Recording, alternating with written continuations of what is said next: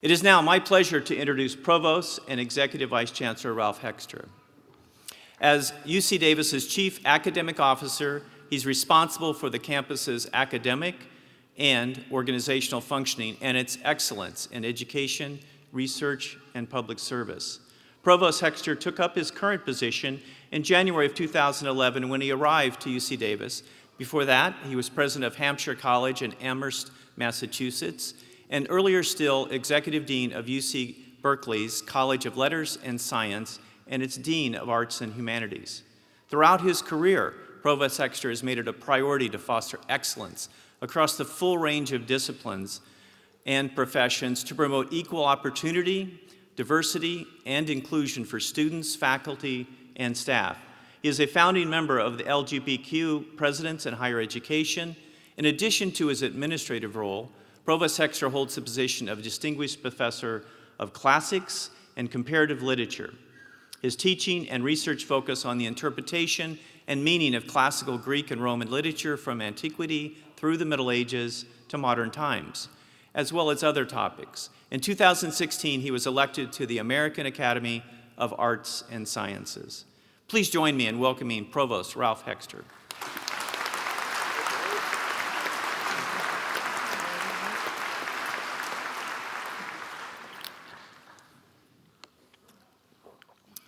Thank you, Dean Larimore. Welcome and good afternoon, everyone.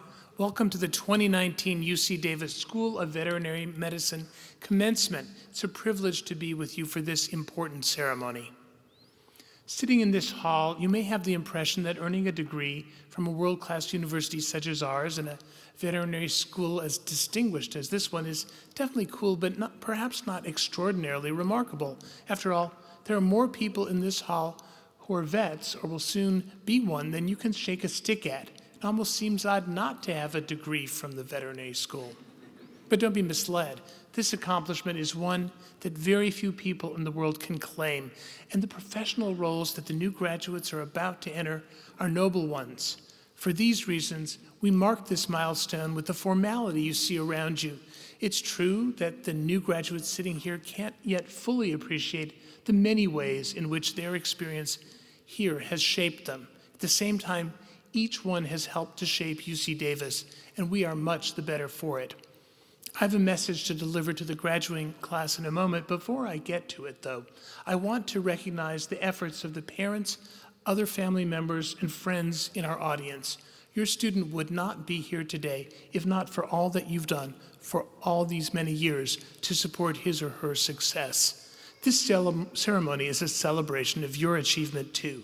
I think this would be a good time to give our new graduates, their families, and friends a big round of applause.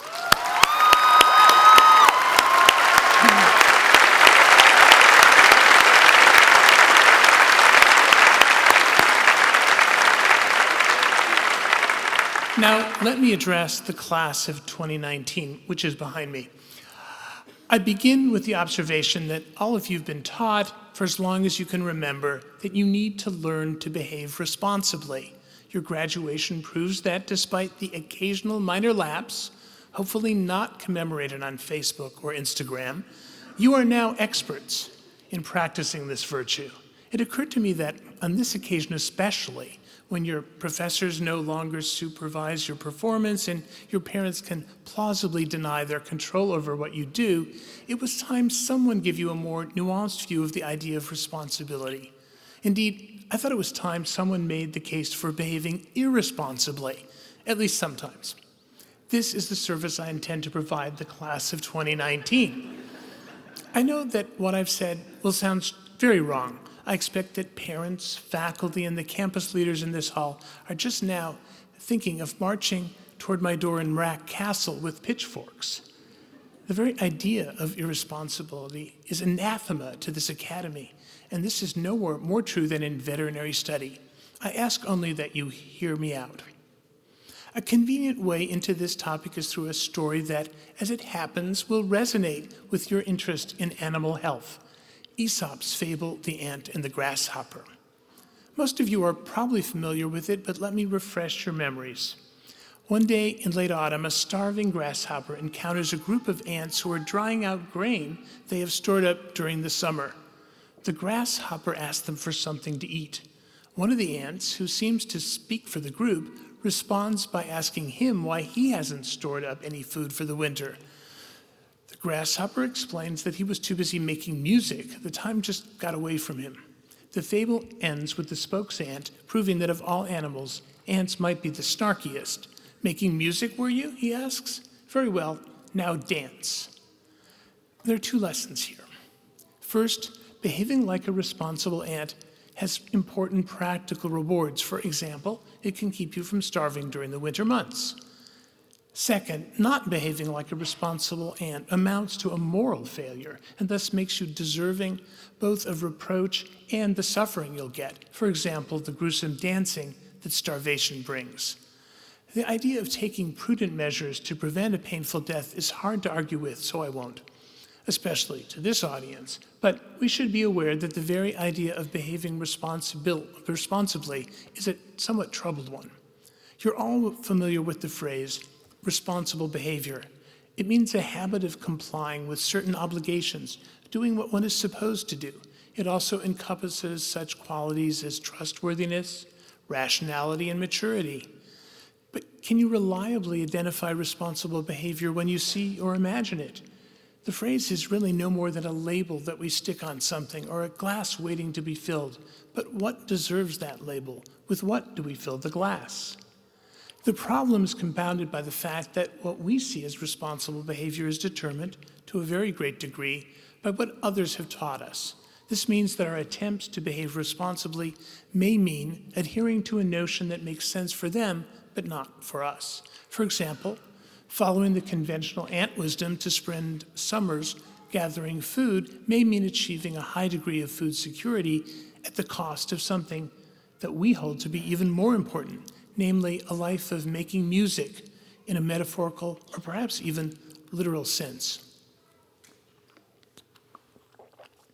Another thought that should give us pause is that some people promote particular versions of responsibility primarily to serve their own selfish ends. They may argue, for example, that we fulfill our civic responsibility when we pay as little in taxes as we can, or when we cast a ballot despite having no real knowledge of the candidates or issues. And they may insist on a fiduciary responsibility to shareholders that places profit above all other considerations, or unshakable loyalty to one's institution or friends, even if it means allowing them to commit or get away with grievous wrongs. Fortunately, the idea of responsibility is also invoked by good people who want only the best for us and others, and who have wisdom that deserves to be heard. But how do we separate the wheat from the chaff? As long as I'm celebrating your graduation by giving you new worries, here's one more. The ideal of responsible behavior is a classic instance of what project managers call scope creep. In other words, it sticks its nose into things that really should be none of its business, things that have a dubious connection at best to one's survival or moral duty. Thus, such things as wearing a turtleneck to work or displaying a tattoo at the office can be seen as both a sign and an act of irresponsibility. It took personal appearance pioneers like Steve Jobs and Rihanna to demonstrate that you could do such things and still be a successful CEO. But most of the world has not yet got that message. Now that I've put a few cannon shots into the side of responsibility, let me suggest some true advantages of irresponsibility. Let's begin by acknowledging something quite strange. Despite all we've been taught, nearly everybody is strongly attracted to the idea of behaving irresponsibly, even normally responsible individuals such as you. If anyone is skeptical, think of the popularity of films like Ferris Bueller's Day Off, amateur skateboarding videos, the Tide Pod Challenge, and that venerable tradition of collegiate life called spring break. I won't pretend to fully understand the implications of this craving, though it raises the odd possibility that some measure of irresponsibility is part of the recipe for happiness. But let me commend irresponsibility in a more compelling way. What seems like a moderately irresponsible course of action may, in fact, be the path that leads to a more fulfilling life. You may need to take some significant risks to pursue your passion, escape the strictures of obsolete or even harmful values, or have quality relationships with family and friends. As for your career, which you have been so careful to prepare for, some measured irresponsibility may be the rocket that takes you to great heights. In this connection, I will point out that some of history's most influential thinkers fell short of our modern ideal of the responsible worker.